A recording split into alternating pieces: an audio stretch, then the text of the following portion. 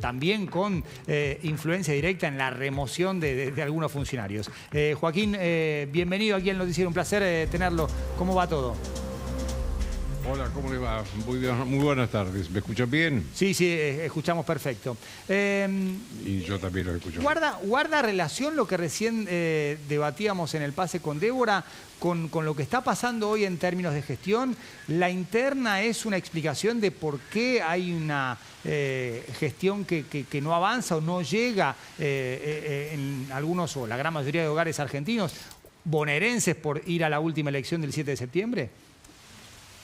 A ver, yo lo voy a plagiar a Guillermo Franco, el jefe de gabinete, cuando dijo que la macroeconomía, que habían tenido éxitos, logros, sobre todo en bajar la inflación y superar dejar atrás el déficit fiscal, no había llegado a la microeconomía, que la microeconomía es la que está en contacto diario con la gente común.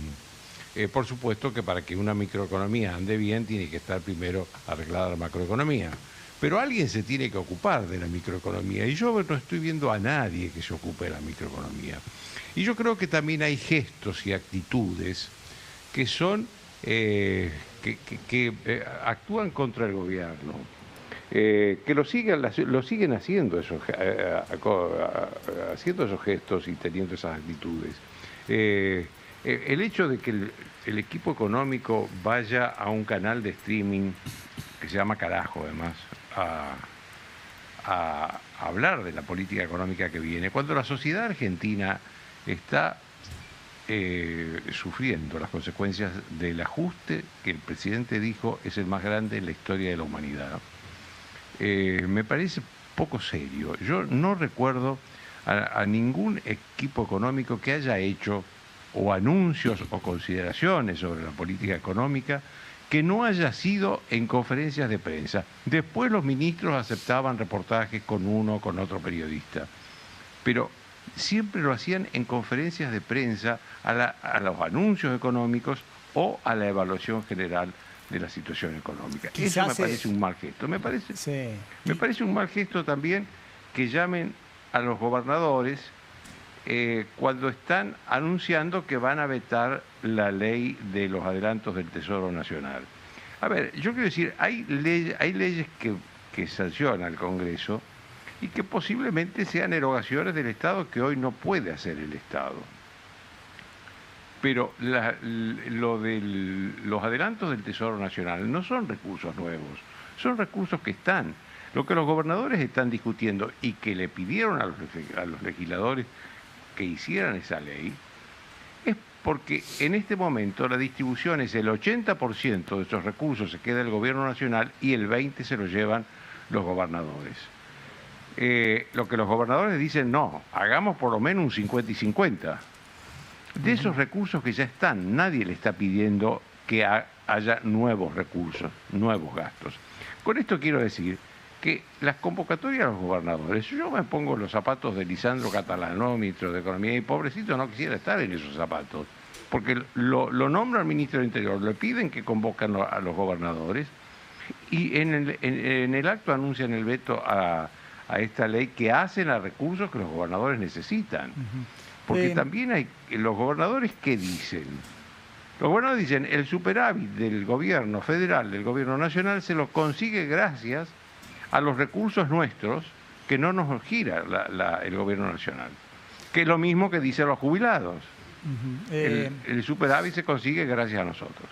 Joaquín, en su nota de hoy, usted asegura, según fuentes, que Milei estaba convencido tanto de que Lule Menem como Sebastián Pareja, el armador de la Libertad Avanza en la provincia de Buenos Aires, debían abandonar el gobierno cuanto antes, y fue Karina Milei la que lo convenció de que eso no iba a ser o que no tenía que ser. Sí, tengo fuentes muy seguras del gobierno que me contaron que el presidente llegó el lunes a la mañana, es decir, el día después de la derrota importante que sufrió en la provincia de Buenos Aires, convencido de que debía sacar de sus funciones a 3 funcionarios.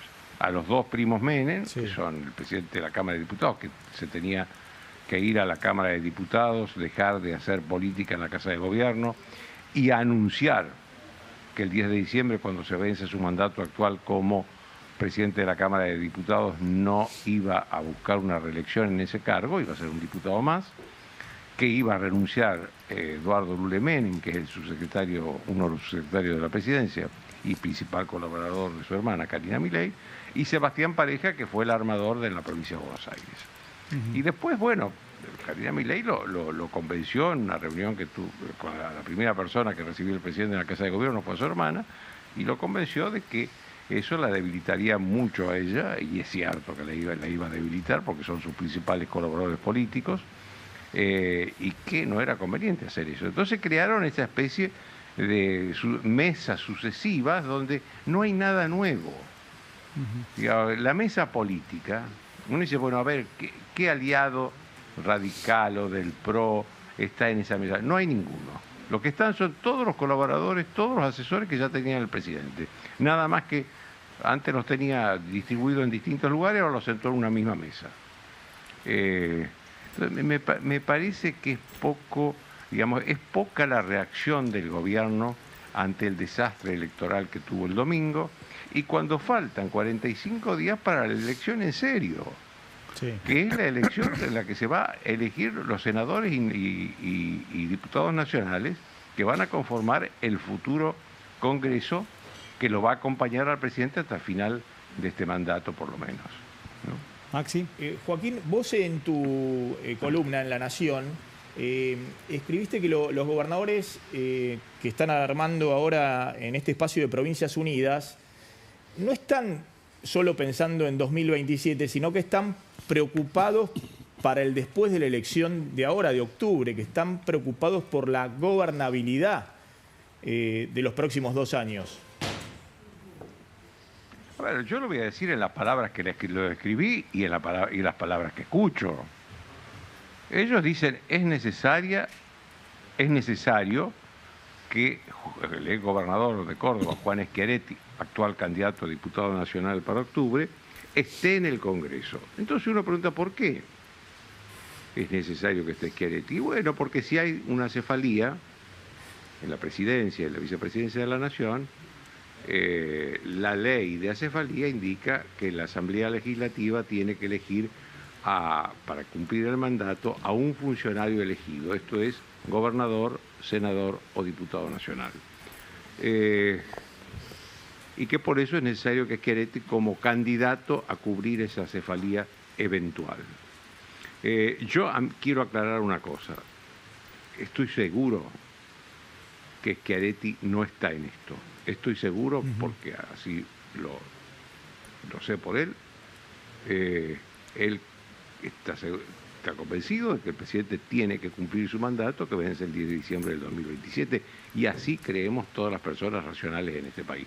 Pero esto yo no puedo como periodista ignorar que hay un run en el mundo, no solo peronista, sino político y algunos otros sectores también, que hablan de que podría complicarse seriamente la gobernabilidad después si el presidente hace una mala elección. Tal vez ni siquiera siendo derrotado, sí, pero sí ganando por un porcentaje muy bajo. Joaquín, con una modificación muy módica en el Congreso. Hace poco Patricia Bullrich dijo que era bueno que se convocara a Mauricio Macri, que participara de este tramo entre el 7 de septiembre y el 26 de octubre. ¿Cuál es el rol o la postura que tiene hoy el expresidente frente al resultado de Buenos Aires con lo que había sido esta decisión de prácticamente ser absorbido por la Libertad Avanza en la elección provincial y sobre todo con los candidatos incrustados en la lista a nivel nacional? Bueno, a ver, en primer lugar no me sorprende un cambio más de Patricia Bullrich. Patricia Bullrich terminó diciendo, decía hace poco que el tiempo de Macri se había terminado. Sí. Ahora dice que hay que hablar con él. Bueno, no me sorprende, esto es propio de Patricia Bullrich. Ahora, ¿cuál es la posición de Mauricio Macri? Y yo la única posición de Mauricio Macri que veo desde poco antes de la elección, cuando ya se pronosticaba una derrota del gobierno, no en la magnitud que tuvo, pero se pronosticaba una derrota. Y sobre todo, después del domingo es el silencio, está callado. Esto significa que Macri está incómodo cerca del gobierno. Y tal vez, según me dicen gente que está cerca de él, imaginando una reconstrucción, primero de PRO, después de lo que puede reconstruir de lo que fue Juntos por el Cambio o Cambiemos, y todo a partir de diciembre, de cuando asuman cuando se conforme el nuevo Congreso. Esto es lo que me dicen. Yo lo que veo, y objetivamente, es incomodidad de parte del expresidente por su silencio, y porque está callado desde antes de la elección y sobre todo después de la elección, y además me consta, sé por varias fuentes del gobierno, que nunca hubo un diálogo entre Macri y Milei después de la elección del domingo. Esto es grave. Joaquín, muchísimas gracias por estos minutos con el noticiero. Un placer. No, gracias a ustedes. Chao. Gracias. Julieta Nassau.